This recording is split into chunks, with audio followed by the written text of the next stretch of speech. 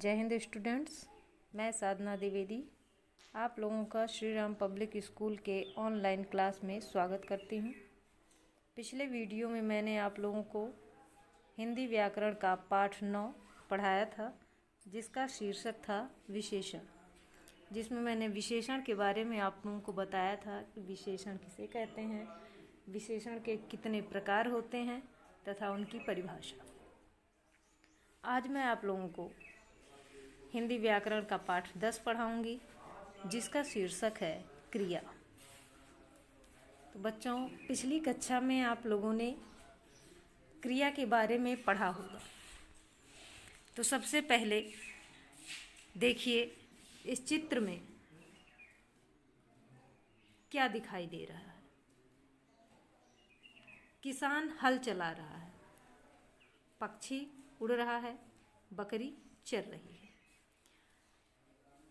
ये जितने भी वाक्य दिए गए हैं उसमें चला रहा है, उड़ रहा है तथा चर रही है शब्दों से किसी काम के करने का बोध हो रहा है, अतः ये शब्द क्रियाएं हैं। तो क्रिया का मतलब होता है किसी काम का करना या होना। तो इसकी परिभाषा है जिस शब्द से किसी कार्य के करने या होने का पता चलता है उसे क्रिया कहते हैं। जैसे सोना, जागना, खाना, पीना, उठना, बैठना आदि। क्रिया के मूल रूप को धातु कहते हैं। धातु के साथ प्रत्यय लगाकर अन्य क्रिया शब्द बनते हैं। जैसे आ धातु ना में हो गया तो ना प्रत्यय हो गया, आ धातु हो गया तो आना हो गया। पढ़ में ना जोड़ दिया गया, ना प्रत्यय तो पढ़ना हो गया। पढ़ धातु है, आ धातु है। क्रिया के भेद। कर्म की दृष्टि से क्रिया के दो भेद होते हैं, एक अकर्मक क्रिया और दूसरा सकर्मक क्रिया। अकर्मक क्रिया जिन वाक्यों में कर्ता के साथ कर्म का प्रयोग नहीं किया जाता तथा क्रिया का करना कर्ता में ही रहता है, ऐसे वाक्यों में प्रयोग होने वाली क्रियाएं अकर्मक क्रियाएं कहलाती हैं। जैसे कुत्ता भौंकता है, बच्ची रोती है। इसमें कुत्ता क्या कर रहा है? भौंक रहा है। बच्ची क्या कर रही है? रो रही है। अब आपका है सकर्मक क्रिया। सकर्मक क्रिया जिन वाक्यों में कर्म की आवश्यकता होती है उन्हें सकर्मक क्रिया कहते हैं। जैसे नमन ने पुस्तक पढ़ी, रमा पत्र लिखेगी। अब क्रिया की पहचान कैसे करेंगे? तो देखिए, अकर्मक तथा सकर्मक क्रिया की पहचान कर्ता तथा क्रिया के बीच क्या अथवा किसे लगाकर प्रश्न करने से हो सकती है। यदि उत्तर मिलता है तो क्रिया सकर्मक होती है और उत्तर वाला शब्द कर्म होता है। जैसे प्रश्न, नमन ने क्या पढ़ी? तो उत्तर आया पुस्तक। अतः पढ़ी जो है वो क्रिया सकर्मक है और उत्तर कर्म है। जो पुस्तक है वो कर्म है। कुछ सकर्मक क्रियाओं के दो कर्म होते हैं, ऐसी क्रियाओं को द्विकर्मक क्रियाएं कहते हैं। जैसे मैं नेहा को पत्र लिखूंगी। यहाँ नेहा और पत्र दो कर्म है, अतः लिखूंगी द्विकर्मक क्रिया है। अन्य क्रिया में प्रेरणार्थक क्रिया है। जिस क्रिया को कर्ता स्वयं ना करके दूसरे को करने के लिए प्रेरित करता है उसे प्रेरणार्थक क्रिया कहते हैं। जैसे रमा बहन से कपड़े धुलवाती है, मालिक नौकर से सामान उठवाता है। इन वाक्यों में बहन तथा नौकर कार्य करते हैं। वे इन कार्यों को अपनी इच्छा से ना करके रमा तथा मालिक की प्रेरणा से करते हैं, अतः ये प्रेरणार्थक क्रियाएं हैं। प्रेरणार्थक क्रिया के दो रूप होते हैं, प्रथम प्रेरणार्थक और द्वितीय प्रेरणार्थक। प्रथम प्रेरणार्थक में क्रिया की धातु के बाद आ जुड़ता है। जैसे करना, कराना, पढ़ना, पढ़ाना आदि। द्वितीय प्रश्नार्थक में वा जुड़ता है, जैसे करना, करवाना, पढ़ना, पढ़वाना आदि। संयुक्त क्रिया, जिस वाक्य की दो से अधिक क्रियाएं मिलकर एक ही कार्य को पूर्ण करती हैं उन्हें संयुक्त क्रिया कहते हैं। जैसे चपातियाँ बन गईं, बैलगाड़ी चल पड़ी। इन वाक्यों में बन गईं तथा चल पड़ी संयुक्त क्रियाएं हैं। संयुक्त क्रिया में पहली क्रिया मुख्य क्रिया तथा दूसरी क्रिया सहायक क्रिया होती है। वाक्यों में बन तथा चल मुख्य क्रियाएं एवं गई व पड़ी सहायक क्रियाएं हैं।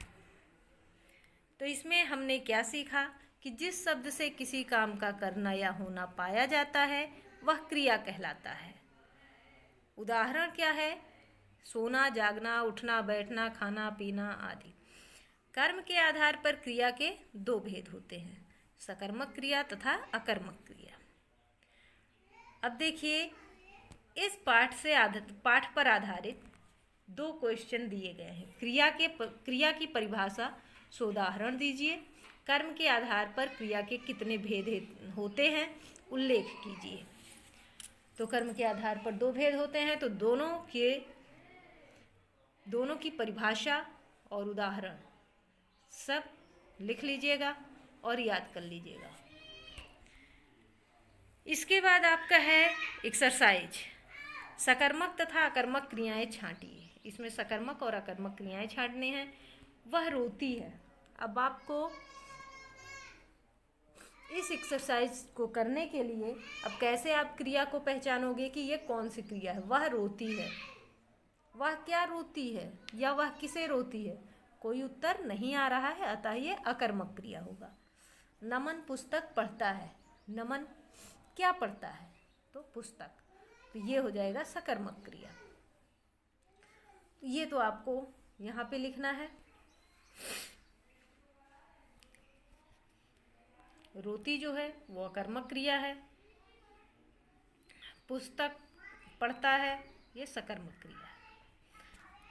तूफान चले आते हैं। तूफान क्या आते हैं? तो तूफान चले आते हैं, ये भी अकर्मक होगा। मानव द्वारा वनों को काटा जाता है।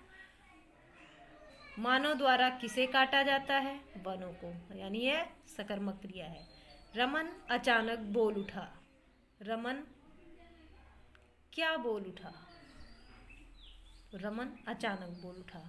अब क्या बोल उठा नहीं पता है, अतः ये अकर्मक क्रिया है। प्रेरणार्थक क्रियाओं का प्रयोग करते हुए नए वाक्य बनाने हैं। बच्ची सोती है। अब सोती है, इसको आपको प्रेरणार्थक क्रिया बनाना है। बच्ची को सुलवाना है। बछड़ा दूध पीता है। बछड़ा को दूध पिलवाना है। पिताजी मुझे बुलाते हैं। पिताजी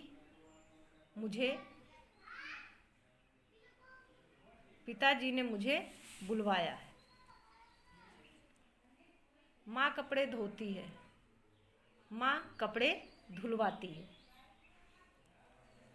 वह काम करता है। वह काम करवाता है। अब इसके बाद है निम्नलिखित में क्रियापद छांटिए। क्रियापद छांटना है। राहुल देर तक सोता है। तो सोता जो है वो क्रियापद है।